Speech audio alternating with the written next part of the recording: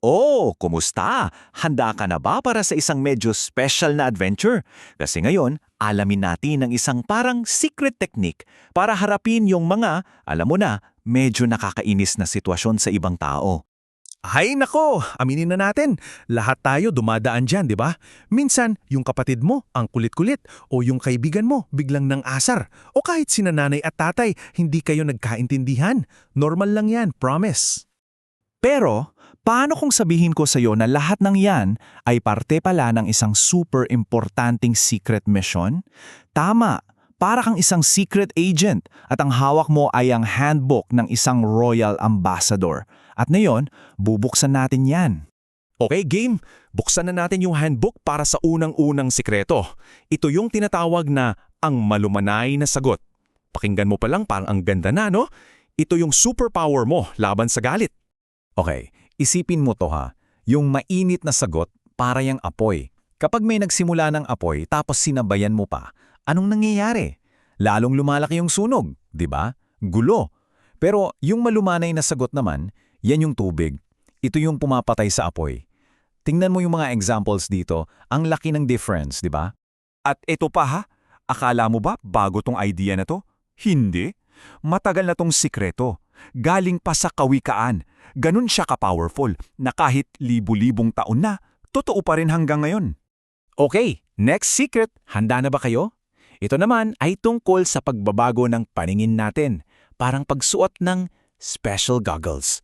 Oo, special goggles. Isipin mo nga, ano ba yung mas madali mong mapansin? Yung mali ng isang tao o yung tama niyang ginawa? Madalas, yung mali, no? Parang sa kwarto mo, mas una mong makikita yung kalat kesa sa magandang drawing na nakadikit sa pader. Ganyan yung utak natin minsan. Kaya dito papasok yung good finding goggles natin. Isang choice to. Sinasadya nating hanapin yung mabuti. So paano? Well, ito yung mga clues. Subukan mong purihin sila, alalahanin yung mga time na naging mabait sila sa'yo o isipin mo kung saan sila magaling. Ang importante, tandaan mo na mahal din sila ng Diyos pareho nyo. Kasi alam mo, kapag puro mali na lang ng ibang nakikita natin, tayo rin mismo yung sumasama ang pakiramdam. Parang kumakain ka ng junk food para sa puso mo. Alam mo yun? Nakakabigat. Pero kapag sinanay natin yung sarili natin na hanapin yung good side nila, grabe tayo mismo yung gumagaling at gumagaan. Kasi ganyan din si Jesus tumingin sa atin eh. Sa kabila ng mga mali natin, nakikita pa rin niya yung kabutihan sa loob natin. Okay, so napag-usapan na natin yung dalawang sekreto, ang malumanay na sagot at ang paghahanap ng mabuti. Pero bakit? Bakit natin kailangan gawin to? Eto na. Ito na yung pinaka-importante sa lahat, yung pinakamalaking sikreto. Merong isang napaka-importanting dahilan kung bakit ikaw mismo ay nasa misyon na to. Ito yung puso ng pagiging isang royal ambassador. Itong magpapaliwanag ng lahat. At heto na, ang dahilan ay dahil isa kang miyembro ng pamilyang royal. Anak ka ng hari sa langit. Wow! Grabe, di ba?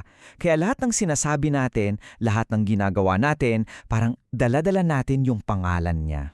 So gets mo na, every time na gumagamit ka ng mabait na salita, every time na nagiging patient ka, nagbibigay ka ng karangalan sa hari mo, pinapakita mo sa lahat kung gaano siya kabuti.